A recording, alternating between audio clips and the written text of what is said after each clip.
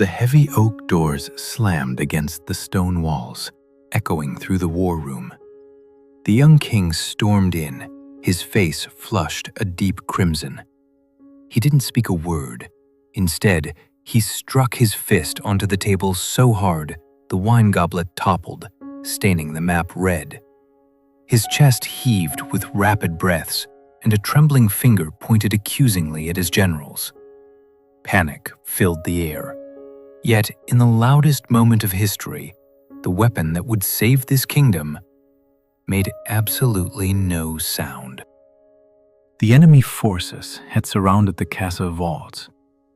The young king, new to the throne and burning with pride, believed that power came from noise. He paced the floor of the war room, shouting orders that were impossible to follow. "Send them a message," he yelled at his scribes. "Tell them they are cowards! Use the harshest words you can find!" He wanted to attack immediately. He believed that if he screamed louder than the enemy, he would win. But deep down, the king was not just angry, he was terrified. Just like us, when we feel cornered in an argument, he used his rage as a shield. He thought silence was weakness. He thought that pausing to think was a sign of defeat. But his shouting only made his own generals nervous. They looked at him and saw not a leader, but a frightened boy throwing a tantrum. Desperate for a strategy that would crush his enemies, the king left the chaos of the main hall. He climbed the long, winding stairs to the east tower to find the royal advisor. This old man had served the kingdom for 50 years and was known for his strange ways. The king kicked the door open, ready to scream his demands. But he froze in the doorway. The room was perfectly still. The old advisor was not looking at maps or sharpening swords. He was sitting calmly by the window, slowly pouring tea into a small cup. He didn't even look up at the furious king. The silence in that room was so sudden, so heavy, that the king's shout died in his throat.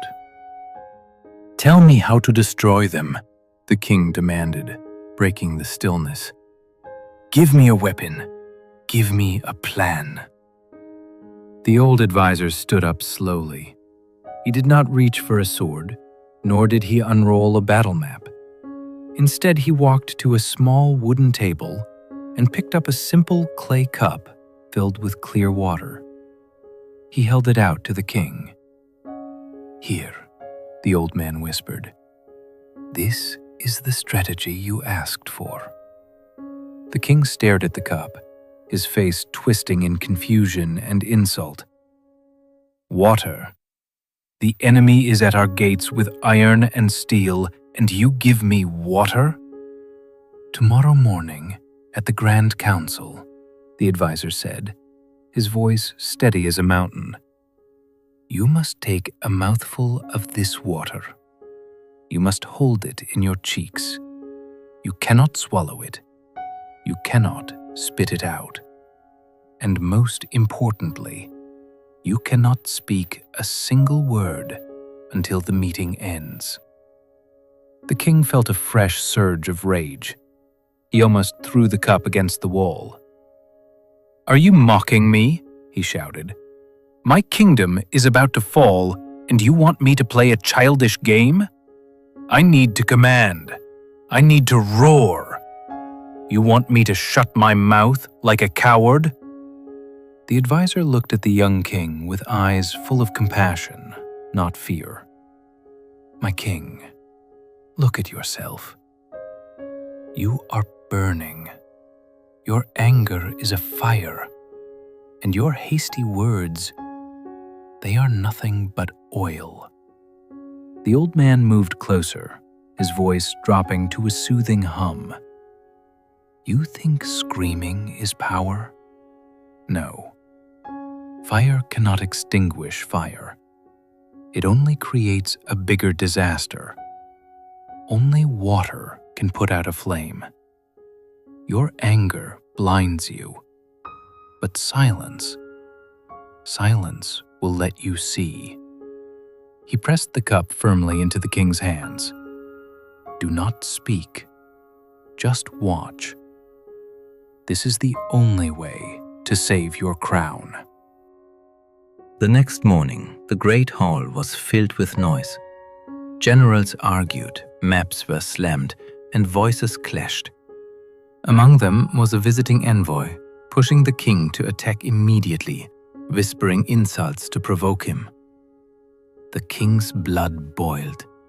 He felt the familiar fire rising in his chest. He opened his mouth to scream, to order an execution, but the water pressed against his lips. He forced his mouth shut. Unable to speak, he had no choice but to listen, and for the first time, he actually looked. In the silence, the king noticed details he had always missed. He saw the envoy's hand trembling as he pointed at the map. He saw a bead of cold sweat rolling down the man's temple. He realized this man wasn't brave. He was nervous. He was luring the army into a trap. Then the king looked at his own soldiers. He didn't see defiance. He saw fear. They were waiting for his explosion, terrified of their own leader. The room slowly grew quiet, waiting for the king's outburst.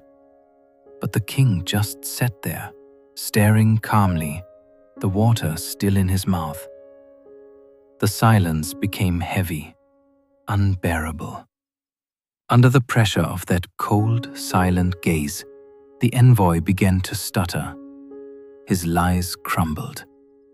Without the king saying a single word, the enemy revealed himself. The king finally swallowed the water. The fire was gone. His mind was clear as ice. We are all kings and queens of our own little kingdoms, our families, our workplaces, and our relationships. And just like that young ruler, we often face moments where the fire of anger threatens to burn everything down. In those heated moments, our instinct is to speak, to defend, and to hurt back. We think that if we are loud, we are strong. But remember, words spoken in anger are like sharp knives. Once they are thrown, they can never be taken back. Silence is not weakness. It is the highest form of self-control. It is the pause that allows the storm to pass so you can see the situation clearly. It protects your kingdom when you are too emotional to protect it yourself. So the next time you feel the heat rising in your chest, do not rush to react. Find your own imaginary cup of water. Hold the silence for just a moment longer. You will be surprised by how much strength you find in the quiet. Stay calm, and remember to stay wise.